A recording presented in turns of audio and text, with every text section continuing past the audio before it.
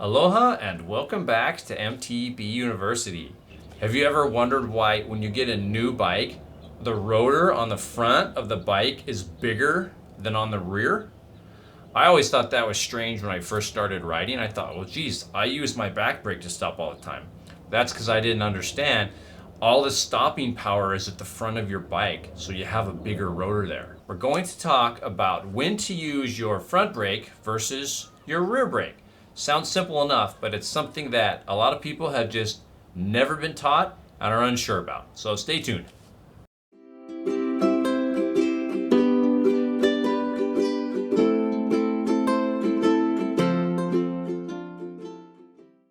So here's the quick breakdown.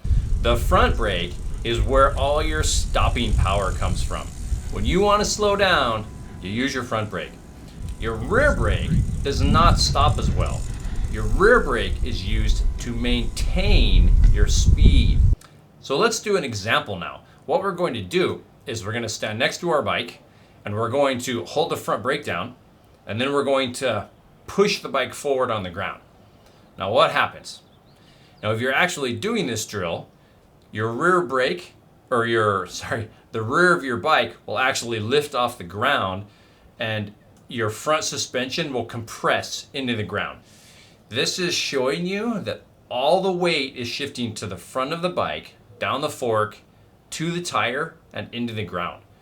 It's coming off of the rear tire. The rear tire is being unweighted. Now let's do that same exercise, but grab your rear brake this time, and now slide your bike forward. Go ahead and push it forward. What happens when you do that? Now, like me in the example, the bike just slides forward. It doesn't stop at all. That wheel just drags across the ground. And now the point of these exercises is to show you that when it comes to stopping and slowing down, all the power is in that front brake, not in that rear brake. Now we're going to actually do some on-bike exercises to demonstrate the same thing. So in these clips here, I'm just going to go back a little bit, get a little bit of speed, and then I'll stop with my front brake only just to show you how that works. So we come forward and then we brake with that front brake only, and you're going to see my weight shift forward and you're going to see that fork dive into the ground. All of that pressure is going into my front suspension, into the tire, and into the ground. We'll go back. We're going to do the same exercise, but we're going to do it with just using the rear brake. So I'm going to go around, and then as I get to the point where I stop and I use my rear brake, you'll notice that my weight still shifts forward even when using my rear brake.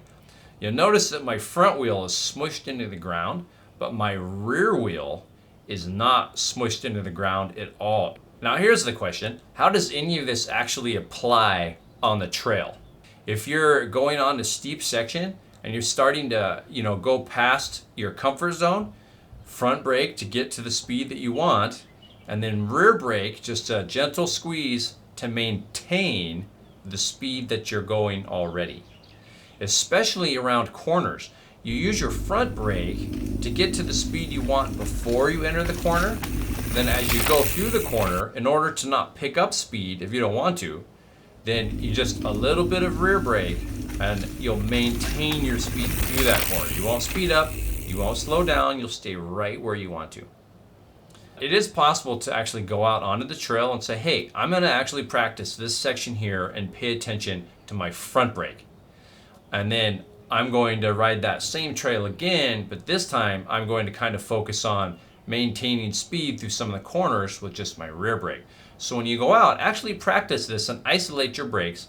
Don't go anywhere too steep. Just do a nice mellow trail, something you're comfortable with.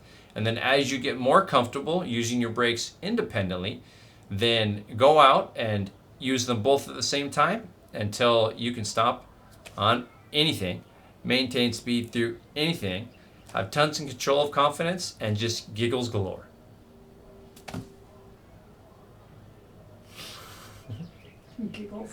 Giggles. I always said it just to be stupid. And it was stupid, so we're going to redo it.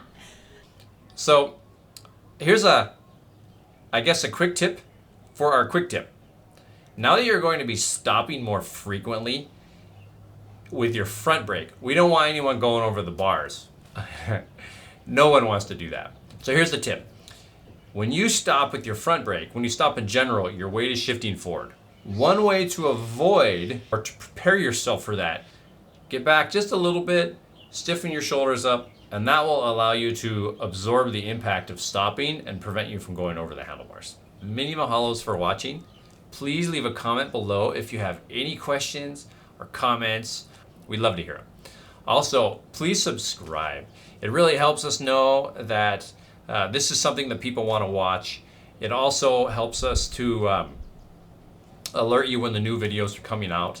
So many mahalos. Go out and ride your bike.